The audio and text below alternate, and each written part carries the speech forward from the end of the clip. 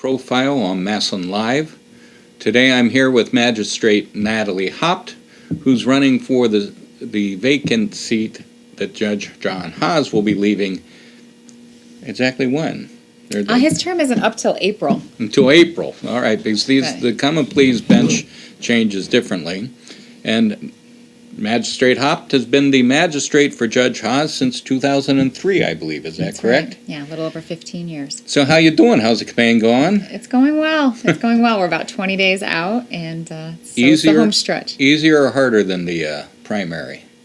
We're running the same way we always run. So just have our game plan and sticking with our game plan. So it's hard no matter what. All right. Well, a lot of people really don't know the difference between a common pleas judge, a municipal court judge, a general division judge, a probate division, and or a domestic relations division. So exactly what does the general division of the common pleas court do? Sure. Well, I'll break it down into two categories. On the civil side, we're hearing, we have original jurisdiction for any case over $15,000, so higher dollar amount cases, and it's sort of a catch-all court. So you'll have cases running the gamut from workers' compensation, personal injury, medical malpractice, to administrative appeals. It's not family, it's not probate, it's kind of everything else. And then on the criminal side, it would be felony cases. All felony cases are heard in common pleas general division, and so those are the most serious crimes that you're going to see.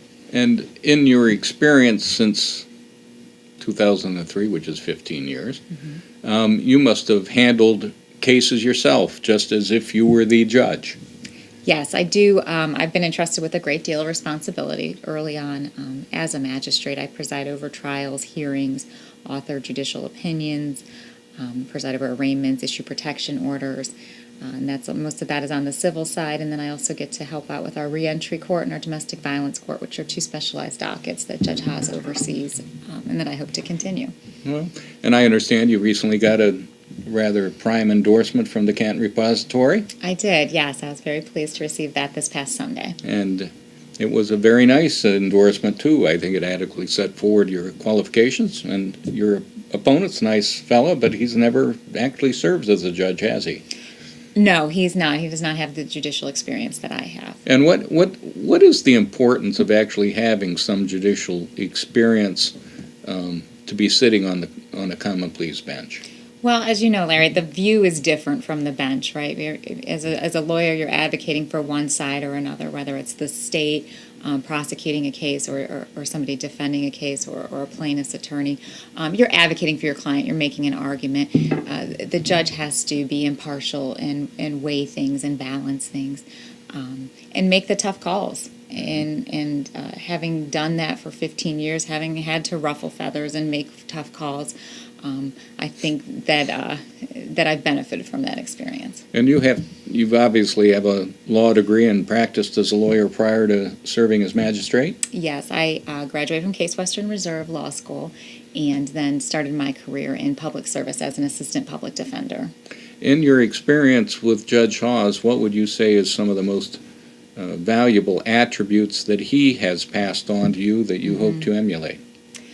I would say, first and foremost, fairness. And now you hear the word fairness a lot in campaigns, especially in judicial campaigns, and it's thrown around, but I think it's a skill you develop over time, and it's something that I've seen firsthand and something I think he's passed on to me. Again, that balancing, that impartiality, I think I've gained from him.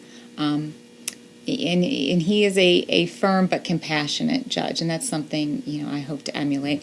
I've learned a lot from him. I'm not him. Those are huge shoes to fill, and I have developed and will develop my own style over time, but I hope to always remember those things. And the common pleas court is for the entire county. Yes, it's Stark County, so you don't have to worry about any districting lines or who's your representative. It's all of Stark County. So if you live in Stark County and you're voting on November the 6th, you will see your name on the ballot for the common pleas judge. You will. Are there any other common pleas judges that are running for election? There are some family court judges. Family court judges. They're not opposed, no. And in terms of the common pleas bench, how many cases does the common pleas bench handle a year? Oh, that's a good question. I just heard the figure today. I think it's about 4,500 cases split between 5 judges. So at any given time, we have about 200 to 300 pending cases. And that's a mixture, as you've said, of both civil and criminal. Correct. And will all trials that you have in common pleas bench be jury trials?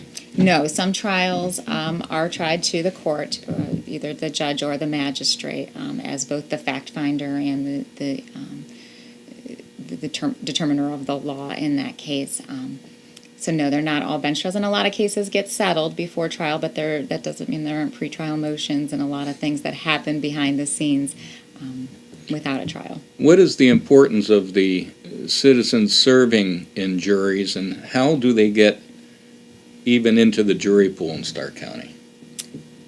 Well, from the voter registration, they're chosen. It's very important that we have good jurors, and I do believe that most jurors report, and they do take their job very seriously.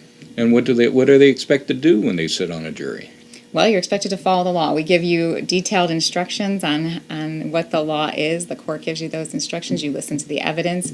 You weigh all the evidence. You're making a determination based on everything that comes before you, not just one side, and making a final determination of what's fair. When you left law school, did you anticipate becoming a judge? Is that something you looked forward to? No, I was not something. I grew up in a working class household, but I knew I wanted to be a lawyer from a very young age, and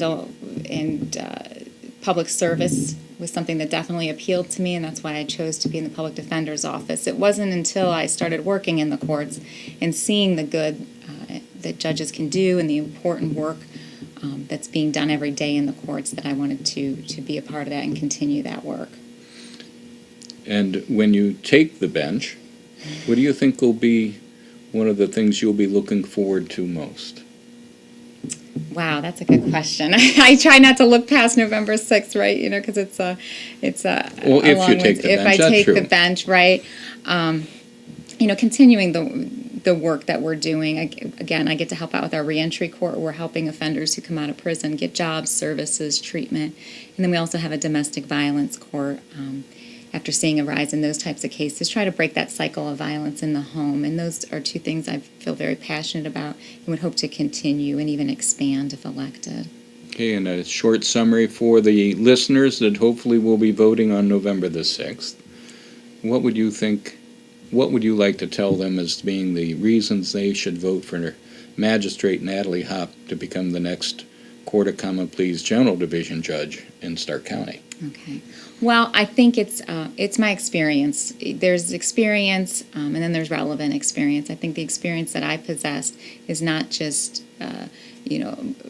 broad in the type of law that I've handled, but it's relevant to the very position I'm seeking. It's on-the-job training, if you will, and I can hit the ground running on day one. And I think the citizens of Stark County deserve that. They deserve somebody who knows the law, who knows the cases, and is prepared to do the job. All right. Well, this has been Larry Slagle. I've been with Magistrate Natalie Hopp. She is currently the magistrate for Judge John Haas in the Stark County Court of Common Pleas General Division, and she's running for his seat, which he's leaving due to age limitations, in the election for November the 6th. So I hope you all get out and vote on November the 6th. Thank you very much, Magistrate Hopp. Good to see you again. All right. Thank you, Larry. Thanks for having me. All right. We'll see you next time.